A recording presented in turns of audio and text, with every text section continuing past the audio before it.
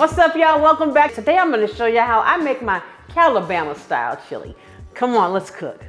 All right, here's our meat. We got sausage and ground beef. We'll talk about that. We got some fire roasted tomatoes, chili powder, cumin, whatever you want to call it. Some onions, flour, a little chipotle powder, some oregano, some beef broth, and my secret weapon, Guinness beer. I guess it's not a secret anymore, huh, y'all? All right, I'm going to start with some vegetable oil in my nice big pot here. And what I'm going to do is start softening up these onions. I'm using just a diced yellow onion in this. I like yellow onions. If you don't like the sweetness of a yellow onion, try a different onion. You know, pick an onion, any onion. There's a bunch of them for a reason, baby. You ain't stuck with one onion. But I like these. All right. Now, while these are getting ready, I want to talk to you about this situation with the meat.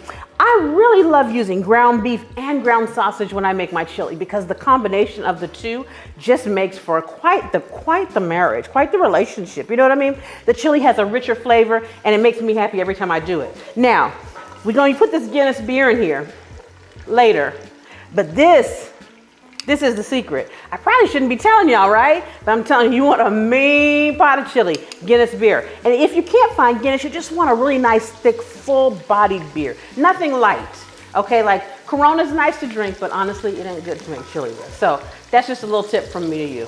All right, let's give these onions a chance to finish softening up and get translucent. I failed to mention garlic paste. Don't forget the garlic paste. You can always use raw garlic and chop it, but this garlic paste packs a powerful punch, baby, a powerful punch. All right, now that our onions look softened, because we just don't want hard, crunchy onions, right? A little bit translucent, starting to do their thing. We're gonna start adding our meat in. Now, first I'm gonna add in the sausage, and then I'm gonna add directly on top of it the ground beef. Now, because we're using a combination of sausage and ground beef, I recommend that you use a lean ground beef, okay? A lot of times we get a ground beef that's got a good fat content to it, but in this case, you really can do a nice lean ground beef because the sausage is gonna do the fat thing for you.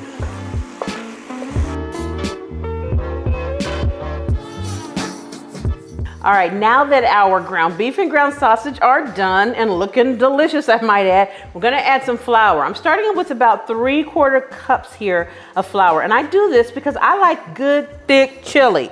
Now, if you want soupy chili, just don't add as much and that's fine, do you? You know what I'm saying? But my house, we like thick, show enough filling chili. And that's why I add this here flour to the pot. Look at that. Now, in addition to this, we're going to go in with some seasonings now. Here is our chili powder.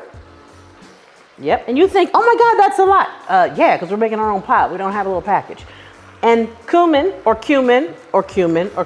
I always say it wrong. Y'all pray for a sister. Mix these in here. You want to put these seasonings in at this stage because then you can really make sure that everything gets to all of the meat. See how stirring it? Everything's getting to every nook and cranny of this meat. So this flavor is going to be all the way through. Oh yeah, I'm turning the heat up just down, just a little. And this is a little chipotle pepper. Now I like to put just a little kick of chipotle in there because it just makes, it's a kiss. Y'all know I like to kiss the food. That's a kiss. And some oregano. All right, now get all that blended. And we are gonna start in with our Guinness. Now, you can use the full can, which is what I recommend. Ooh, but if it starts to do that, just hurry up and start pouring. Here we go. You're just gonna pour it in, and you pour it in first because you want it to have a chance to cook the longest in here so the alcohol content can evaporate. We're gonna bring it to a boil. And trust me, the alcohol is going to cook out. Nobody's going to get drunk. My kids eat this chili all the time, and CPS hasn't come yet. I'm kidding. No, I'm not kidding about CPS not coming. Okay, you know what? My kids eat it, and it's safe. Okay, there. All right, moving right on. What y'all going to do with me? Okay, now we're going to add in there some beef broth. And that's just going to help balance the two out. And we're going to let this come to a boil.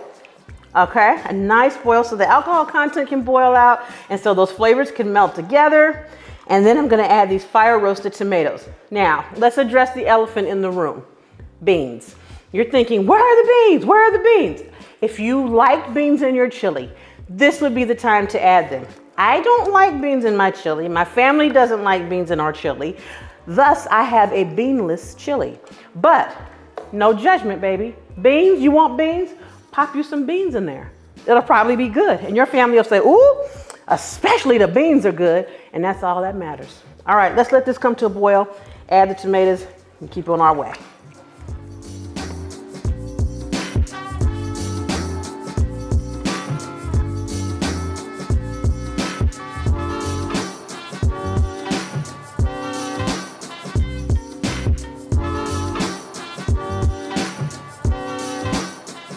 All right, guys, we are done. Look at this, the way this pot has bubbled up and done its thing. Woo! You see how thick and hearty that is? That's what all that flour did for this. Now, I can make this pot of chili in about 45 minutes. But I'm gonna tell you now, the longer it sits, the better it gets. Take it like that, hit it with some cheese. You know you want some. Put a few scallions on there. Some sour cream. I just put a few things on here so y'all could just start to get an idea. I'm gonna wipe that clean and we're gonna taste it. Y'all, this thing right here is so good. I had to stop so we could take the picture, but listen, I'm back with it. And me and this chili are about to consummate our relationship. You hear me? Let me see.